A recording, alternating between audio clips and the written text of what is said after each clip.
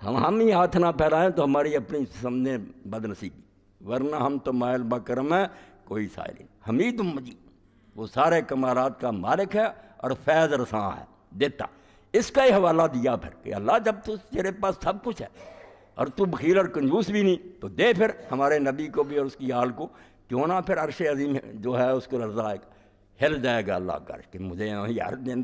شانوں کے ساتھ یاد کیا، اب اس کے بعد کیا جواز رہ گیا کہ میں نہ دوں؟ ہے بھی سب کچھ، لٹانا بھی چاہتا ہوں، کیوں نہ دوں؟ تو ایک طرف تو یہ ہوا کہ رحمت دکھائی کہ ایک بے اولاد بیوہ نا امید گرانہ، ایک صرف بچہ نہیں، اس بچے سے تو نسلیں چلیں انبیاء کی اور ملوک کی اور دنیا جہان میں برکتیں پھیلیں، اور ساتھ ہی کہا کہ دوسری طرف جو ہے نا کہ عذاب وہ بھی ہے، تیرا گھر آباد کر رہے ہیں اور قوم لوط کی طرف جا رہے ہیں، مجرموں کی طرف بھیجے گئے ہیں، ان کو برباد کر دینا۔ آج ہی رات، ایک ہی رات میں رحمت ہو رہی ہے، ادھر عذاب نازل ہو رہا ہے۔ تو حضرت ابراہیم علیہ السلام، اللہ نے تعریف کی ہے کہ وہ بہت نرم دل تھے، خلق خدا کے خیر خواہ تھے۔ نیک آدمی اگر بد دعا بھی کرتا تو کوئی دشمنی سے نہیں دکھا ہوتا کہ اللہ اس کو ہدایت دے، یہ ظالم کیوں نہیں درست ہوتا۔ اب ابراہیم علیہ السلام، اللہ تعالیٰ فرماتے ہیں یجادلنا فی قوم لوط، جب فرشتوں نے یہ بتایا تو انہوں نے فرشتوں کو چھوڑ دیا، میرے ساتھ جھگڑا شروع کر دیا کہ اللہ تیرے بندے ہیں، مخلوق ہے، رحم فرما، 3 آبادیاں ہیں۔ تو اللہ تعالیٰ نے تورات میں اس کی تفسیر ذرا آتی ہے، اس سے ہی مدد لینی چاہیے کہ اللہ تعالیٰ نے کہا ابراہیم علیہ السلام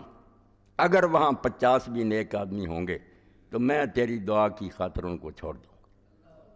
ابراہیم علیہ السلام نے پھر کہا اللہ میں ایک خاک کا ہوں بنا ہوا، عاجز انسان، میں نے تجھے پکارا، تیرے سامنے منت سماج کی، تو نے میری سنی، اگر 10 کم ہوئے، اللہ نے کہا چلو 10 کم ہوئے کوئی بات نہیں۔ اس طرح ہوتی آئی بات، جب معاملہ 10 پر آ گیا تو اللہ نے فرمایا آرزن ہاذا، ابراہیم اب بات چھوڑو، اب عذاب آنے والا۔ 10 بھی نہیں نکلے، اتنی پیغمبر کی زندگی ختم ہو گئی، ظلم کرتے رہے، انما اتیم عذاب غیر مردود، اب عذاب آئے گا، اب نہیں ٹل سکتا، تیری بڑی مانی، مگر اب تو صفر ہی رہ گیا معاملہ، کچھ بھی نہیں ہوا۔ تو ایک ہی رات میں اللہ تعالیٰ نے دیکھا، تم نے دیکھ لیا اللہ کا ہاتھ کہ رحمت بھی ہے اس کے ہاتھ میں ابراہیم علیہ السلام کے گھرانے پر کی، اور دوسری طرف عذاب بھی ہے کہ قوم لوط کو نیست و نابود کر دیا۔ اور حرامیوں نے پھر بھی عقل نہیں کی، فرشتے وہاں بھی انسانی شکل میں گئے، حرامزادے آ گئے چڑھائی کر کے، اور پیغمبر خدا کو کہا لوط علیہ السلام کو، ہم نے تجھے روکا نہیں تھا کہ تو ٹھیکیدار نہیں لوگوں کا، اپنی فکر کر، تجھے نہیں ہم اگر چھیڑتے، یہی بڑی تیرے ساتھ مہربانی، تو لوگوں کا ٹھیکیدار بنا ہوا، ہم بدکاری کریں گے ان لڑکوں کے ساتھ، لڑکے بنے ہوئے تھے۔ حضرت لوط علیہ السلام نے اس وقت جو بات کہی، بات کہتے ہوئے آدمی کہاں تک کوئی جا سکتا باپ جان، کہا اگر تم ظالموں کچھ کرنا ہی چاہتے ہو، یہ میری بیٹیاں، ان کو لے جاؤ، ان کے ساتھ نکاح کر لو، ان کنتم فاعلین، اگر نہیں رکتے میں بچیاں دیتا ہوں، یہ تمہارے لیے پاکیزہ۔ مگر ان خبیثوں نے کہا ہمیں بچیوں کی ضرورت نہیں۔ اسی پر حضور نے فرمایا کہ اللہ لوط پر رحم کرے، کیسی سخت حالت تھی اس وقت کہ اس نے کہا آج اگر مجھ میں طاقت ہوتی اور آبی الی رکن شدید، یا میرا مضبوط کوئی آسرا ہوتا، میری برادری ہوتی، تو میں یہاں تک کیوں گرتا، کتنا مجھے تم نے ذلیل کیا۔ اس وقت فرشتوں نے کہا ہم تیرے رب کے بھیجے ہوں تو بے فکر ہو جا، بال بچوں کو لے کر نکلنے کی کوشش کر، صبح ہوتے ہم ان کو تباہ کر دیں گے، اس عورت کو رہنے دے، یہ کم بخت بھی ان کے ساتھ ہی ہے، اس کو نہیں لے جانے دینا، بے شک نبی کی بیوی۔ تو اللہ کہتے ہیں بس فجر پھوٹی، لوط علیہ السلام ان کی 2 بچیاں، ایک بھی مومن ساتھ نہیں، یہ باہر ہوئے، فرشتوں نے اٹھایا، 3 آبادیوں کو الٹا کر دیا، پتھر برسا دیے۔ اب بحر میت میں وہ سارے غرق ہیں، لوگ دیکھتے ہیں کہ وہ بحر لوط ڈیڈ سی، اس میں وہ باغ بھی نظر آتے ہیں، آبادیاں، لوگ دیکھتے ہیں ڈوبے ہوئے نیچے نشان، اور علاقہ بھرا ہوا پتھروں سے، اب بھی لوگ جا کر دیکھ رہے ہیں۔ تو اللہ فرماتا ہے کہ دنیا میں رہنا ہے تو ہوش سے رہو، یہ تمہاری ملکیت نہیں، نہ یہ ہے کہ اس کا کوئی مالک نہیں، یہ میری ہے، میں نے تمہیں دی ہے کچھ مدت کے لیے، واپس لوں گا، اور ساتھ ہی پھر پوچھوں گا بھی کہ تم نے کیا کیا اور کیا کما کر لائے ہو۔ اس لیے بچنا چاہتے ہو نا تو میرے احکام کی اطاعت کرو جو نبی لے کر آئے، اور قیامت کو یاد رکھو، ورنہ تیرا رب بہت جلد پھر سزا بھی دینے والا ہے، اور وہ بخشنے والا اور مہربان بھی ہے۔ اللہ تعالیٰ ہم سب کو توفیق دے کہ یہ چند روزہ زندگی جو ہے نا، اس میں ہم اللہ کے سامنے جھک جائیں، ورنہ یہ ایک دن بالکل ختم ہو کر رہے گی اور صرف پچھتاوا رہ جائے گا۔ وآخر دعوانا الحمدللہ رب العالمین۔ اب محترم حکیم صاحب آپ کے سامنے درس حدیث دیں گے۔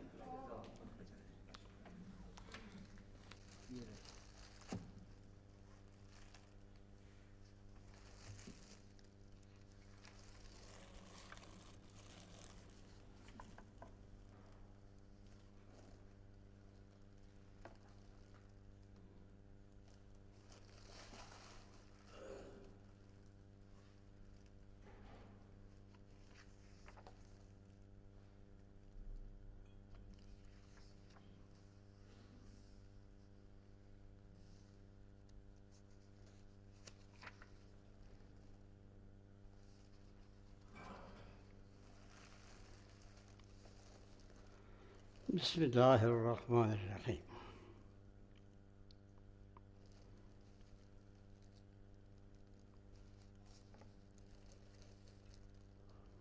حدیث مقداد بن الاسود انه قال لرسول الله صلی اللہ علیہ وسلم ارأيت ان لقيت رجلا من الكفار فاقتتلنا وضرب إحدى يدي بالسيف فقطعها أرأيت إن لقيت ثم لاذ مني بشجرة فقال أسلمت لله أقتله يا رسول الله بعد أن قالها فقال رسول الله صلى الله عليه وسلم لا تقتله فقال يا رسول الله إنه قطع إحدى يدي ثم قال فذلك بعد ما قطع فقال رسول الله صلى الله عليه وسلم لا تقتله فإن قتلته فإنه بمنزلتك قبل أن تقتله وإنك بمنزلته قبل أن يقول كلمته التي قال۔ یہ حضرت مقداد بن اسود بہت مرتبے اور مقام کے صحابی ہیں۔ انہوں نے نبی کریم صلی اللہ علیہ وسلم سے یہ دریافت کیا کہ یا رسول اللہ، اگر ایک کافر سے میرا میدان جنگ میں مقابلہ ہو جائے اور وہ وار کرے میرے اوپر تلوار کا اور میرا ایک بازو جو ہے وہ کاٹ دے، اور اس کے بعد وہ ایک درخت کی پناہ دے کر کہے کہ میں مسلمان ہو گیا ہوں، تو یا رسول اللہ کیا میں اس کو قتل کر دوں؟ آپ نے فرمایا کہ نہیں، اس کو قتل نہ کرو۔ تو حضرت مقداد کہتے ہیں کہ میں نے عرض کیا یا رسول اللہ، اس کے بعد بھی کہ اس نے تو میرے ایک بازو کاٹ لیا ہے، تو پھر بھی میں اس کو قتل نہ کروں؟ فرمایا ہاں، پھر بھی اس کو تم قتل نہ کرو۔ اگر تم نے اس سے قتل کر دیا اس کے بعد کہ اس نے مسلمان ہونے کا جو ہے وہ کر لیا تھا اقرار، تو وہ اس طرح سے ہوگا پھر کہ تمہاری پوزیشن بدل جائے گی۔ تو اس کی پوزیشن یہ ہو جائے گی جو تمہاری اس کے قتل کرنے سے پہلے تھی، اور تمہاری پوزیشن وہ ہو جائے گی جو اس کی وہ مسلمان ہونے سے پہلے تھی۔ یعنی آپ نبی کریم صلی اللہ علیہ وسلم نے کس طرح سے بات کو سمجھایا کہ ایک مسلمان میدان جنگ میں، جب کہ وہ ایک مسلمان کا ایک کافر جو ہے اس پر وار کر کے اس کا ہاتھ کاٹ چکا ہے، اور اس کے بعد وہ کہتا ہے کہ میں مسلمان ہو گیا، لیکن آپ نے فرمایا کہ نہیں، پھر تمہاری پوزیشن بدل جائے گی، تم کافر ہو جاؤ گے اور وہ مسلمان جو ہے وہ تمہاری جگہ ہو جائے گا۔ اس بات کی اجازت نہیں دی کہ تم اپنا اس کا انتقام لو وہاں سے، اور اس کو جو ابھی نقدہ نقد جو ہے اس کا جو تمہارے اوپر اس نے جو زیادتی کی ہے اس کا تم بدلہ لو، یہ نہیں۔ اس کے مسلمان ہونے کے بعد پھر تمہارا یہ حق نہیں رہتا کہ تم اس کو قتل کرو۔ اب اس کا جو ہے وہ اس کا خون بہانا جو ہے یہ تمہارے اوپر حرام ہے۔ دوسری حدیث نبی کریم صلی اللہ علیہ وسلم کی اسی سلسلے میں ہے۔ اسامہ بن زید رضی اللہ تعالی عنہ قال بعثنا رسول اللہ صلی اللہ علیہ وسلم إلى الخرقة فصبحنا القوم فهزمناهم ولحقت أنا ورجل من الأنصار رجلا منهم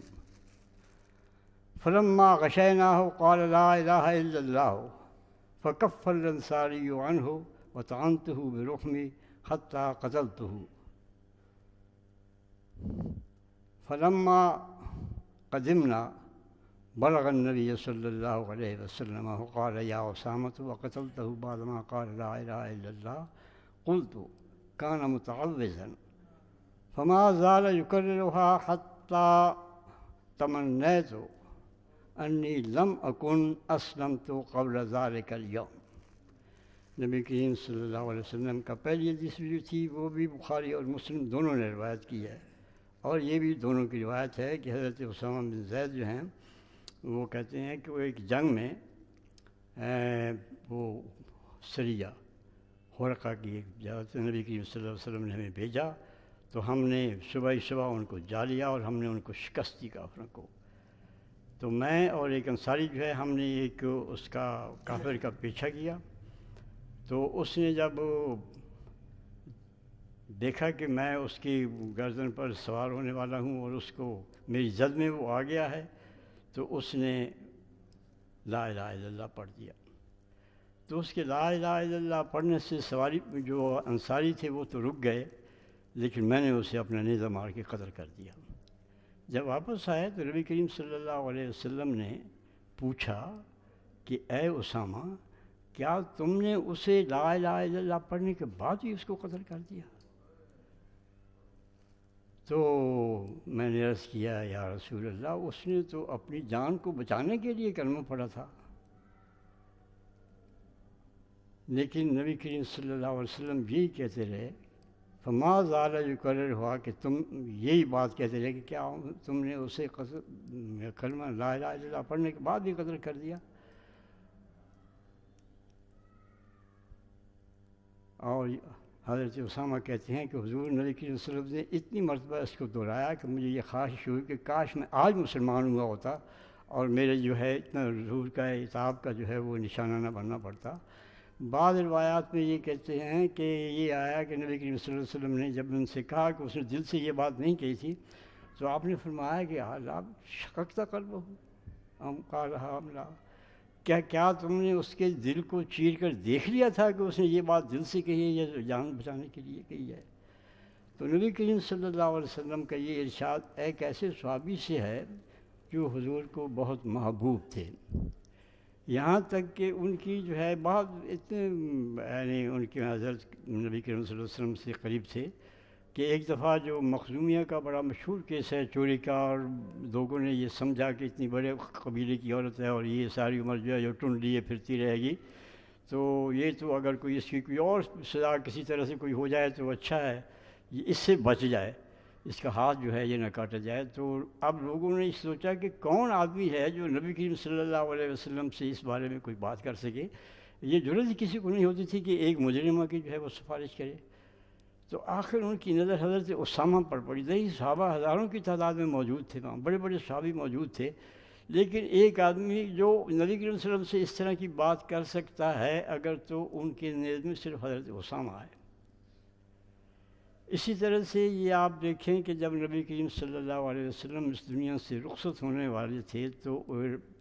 ان کو یہ ایک جیش کا سپہ سالار بنایا. اس جیش میں بڑے اکابر صحابہ تک موجود تھے، ان پر آپ کو بنا دیا. یہ ان کا مقام. تیسرے ان کے مقام کو سمجھنے کے لیے یہ بات آپ دیکھیے کہ حضرت عمر رضی اللہ تعالیٰ عنہ نے جب وظائف مقرر کیے تو اپنے بیٹے ابن عمر جو کہ بڑے مقام کے صحابی تھے ان سے زیادہ اسامہ بن زید کا وظیفہ مقرر کیا. تو حضرت ابن عمر نے کہا کہ امیر المومنین اسامہ مجھ سے کس بات میں بڑے ہوئے ہیں،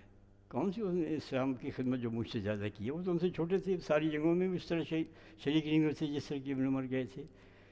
تو انہوں نے کہا کہ بات یہ ہے کہ نبی کریم صلی اللہ علیہ وسلم تمہارے باپ سے زیادہ اسامہ کے باپ سے محبت کرتے تھے اور تم سے زیادہ اسامہ سے محبت کرتے تھے، اس لیے میں نے اس کا. اب دیکھیے وہاں معیار بھی کیا ہے، اپنے بیٹے کو نہیں وہ دیا ان کو، جو اس لیے کہ نبی کریم صلی اللہ علیہ وسلم اصل تو محبت کا معیار ہے نا، کہ جن سے ان کو محبت ہے وہی ان کی بھی. تو اس مقام کے صحابی اور اس مقام کی جو نبی کریم صلی اللہ علیہ وسلم کے پیارے اور محبوب صحابی جو انہوں نے بھی جب ایک مسلمان کو اس طرح میدان جنگ میں جس نے پڑھا تھا کلمہ، اور بالکل ہو سکتا ہے کہ ایک شخص اس طرح کی سچویشن میں وہ کلمہ پڑھ دے کہ جان بچ جائے گی، تو لیکن آپ نے فرمایا نہیں، تم نے اس کا کیا قلب دل بھی کو چیر کر دیکھا تھا۔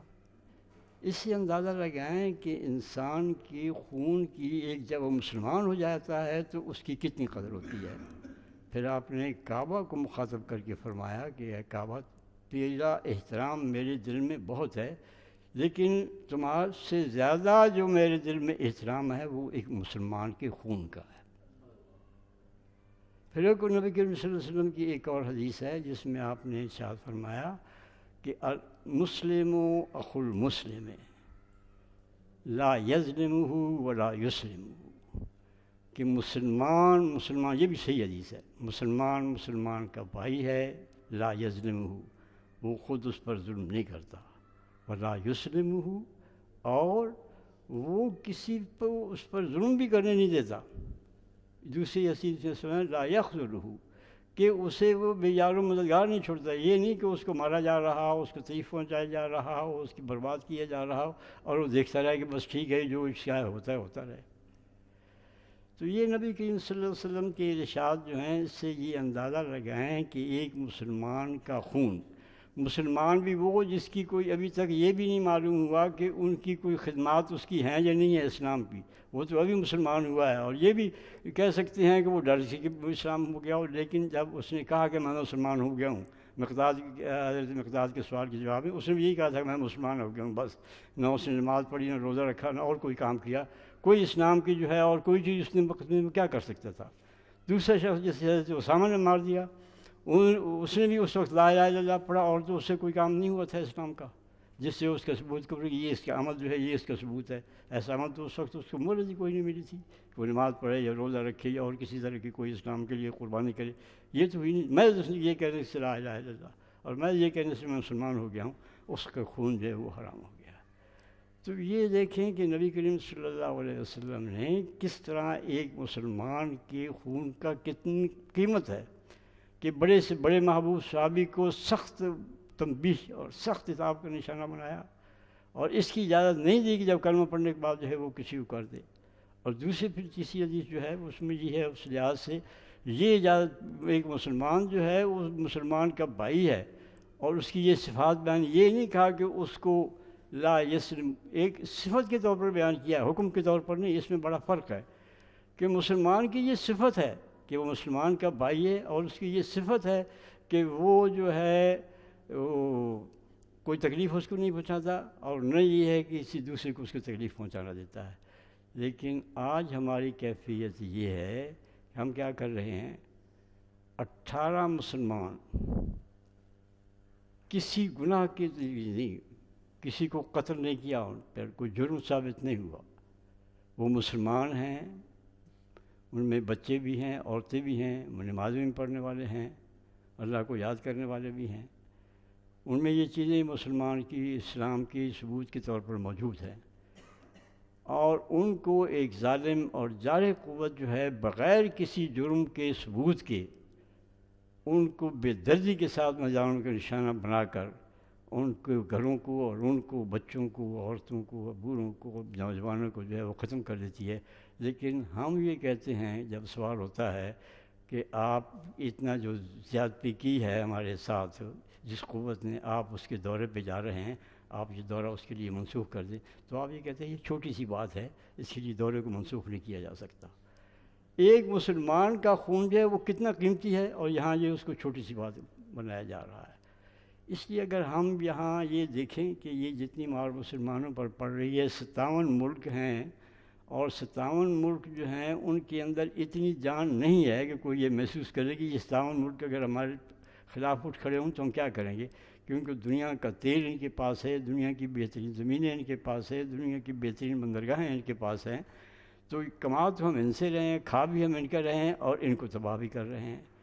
اور پھر لا یظلمہ لا یسلمہ ولا یظلمہ، یہ ہے کہ ہماری سرزمینیں، ہمارے ہوائی اڈے اور ہماری فضائیں جو ہیں وہ دوسرے مسلمان ملکوں کے بے گناہ لوگوں کو تباہ کرنے کے لیے استعمال ہو رہی ہیں،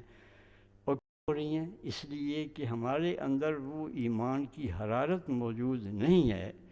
جو کہ